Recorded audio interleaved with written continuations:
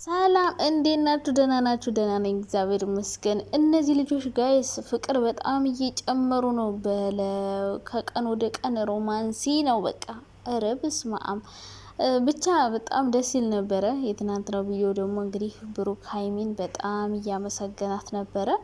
ሀይሚም እንግዲህ ይህን በማድረጓ ብዙ ሰዎች በጣም እየተደነቁም ነው፣ እየተገረሙም ነው፣ እየጎመዡም ነው። ደግሞ ምን አለ እኔ እሷን ቢያረገኝ እያሉ ምን በወጣኝ መልስለታለሁ፣ ሽጬ ሂማን ሄሬን ቀሚሴን እገዛበታለሁ፣ ሜካፕ እገዛበታለሁ፣ እዘንጥበታለሁ እንጂ እንዴት እመልስለታለሁ የሚል ሴትም አይጠፋም። እንግዲህ ሀይሚ ደግሞ ብሩኬን ያው በጣም የምታበረታታው ናት። የታወቀ ነው እኮ ብሩኬ እዚህ የደረሰው በሀይሚ እንደሆን ታውቃላችኋ።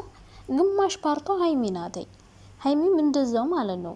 ያው ምንም ነገር አድርጋ ላየናትም፣ ግን ኢትዮ የሚሰሩትበትን ገንዘብ በጋራ ነው የሚጠቀሙት። እና ሀይሚ እንግዲህ ሂውማን ሄርም አላማራት፣ ሌላ ነገርም አላማራት። ለብሩኬ ነው እንግዲህ አላማውን እንዲያሳካበት እያገዘችው ያለችው።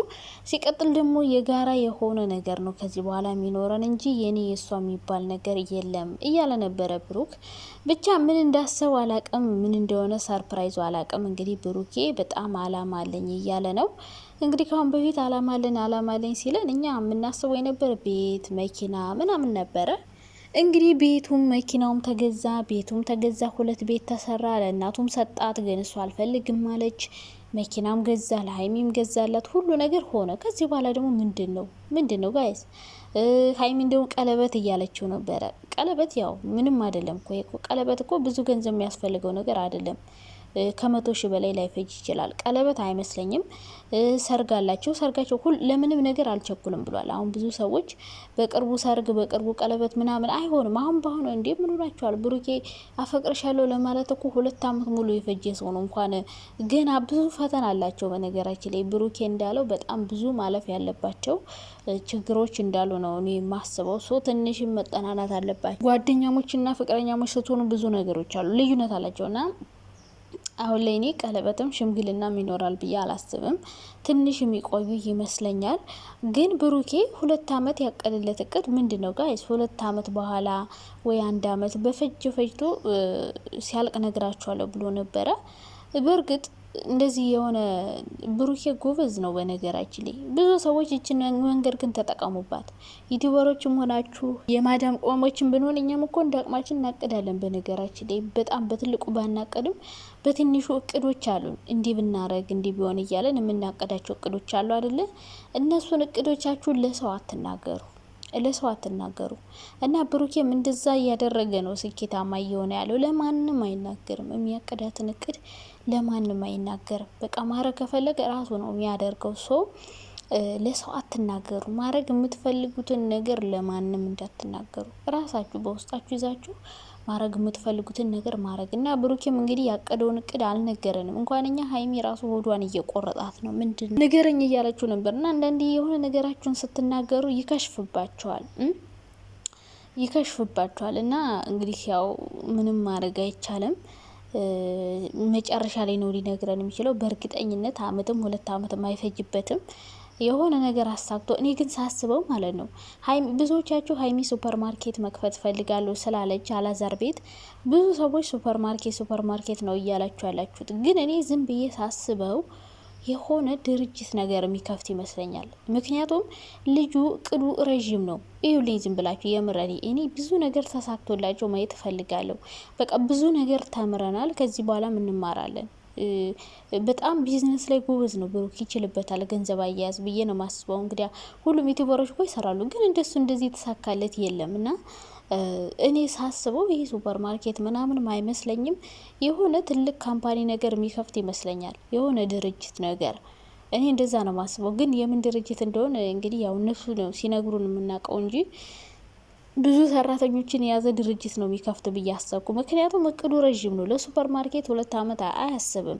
እና ሌላ ነገር ይመስለኛል የሚከፍተው። እንግዲህ እግዚአብሔር ሀገራችን ሰላም ያርግልን፣ ሁሉም ያሰበው ይሳካለት። እኛም ሁላችንም ትንንሽ እቅዶች አሉን፣ እሱን እግዚአብሔር እንዲያሳካልን እንግዲህ ሁላችሁም ጸልዩ፣ ሁላችሁም አቅዱ። ጋይስ እቅዱ፣ ይሳካል። እግዚአብሔር ካለ ማይሳካ ነገር የለም።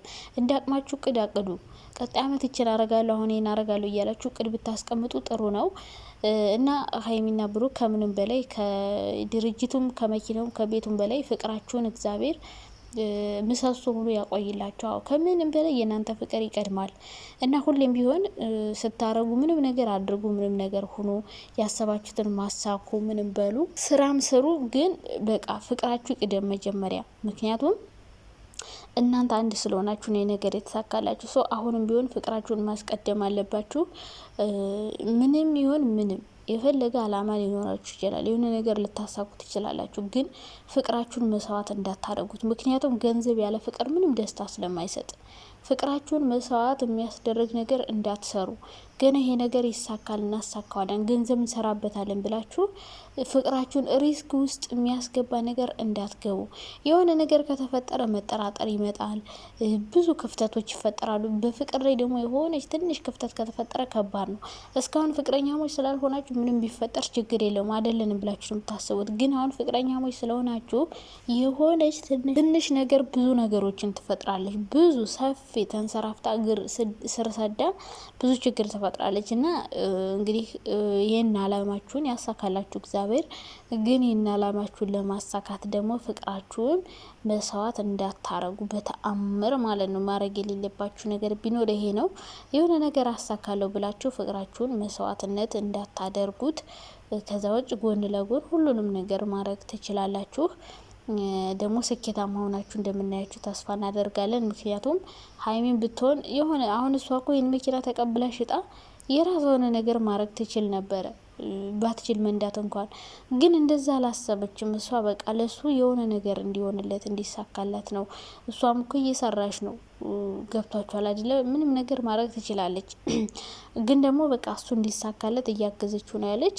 ሶ እንደዚህ ተጋግዛችሁ ይሁን ሁሉ ነገር አብራችሁ ሄዳችሁ አብራችሁ ስኬታማ ሆናችሁ ደግሞ አብራችሁ ስትኖሩበት ነው የሆነ ነገር በሀይሚና ባንተ። አሁን ለምሳሌ ከሀይሚ ጋር እየሰራችሁ ቤቱን ሰራችሁ ወይ ደግሞ ለሀይሚ ብሩኬ ቤት ሰጣት፣ ግን ተለያይታችሁ ብትኖሩበት ምንም ደስታ የማይሰጣችሁ።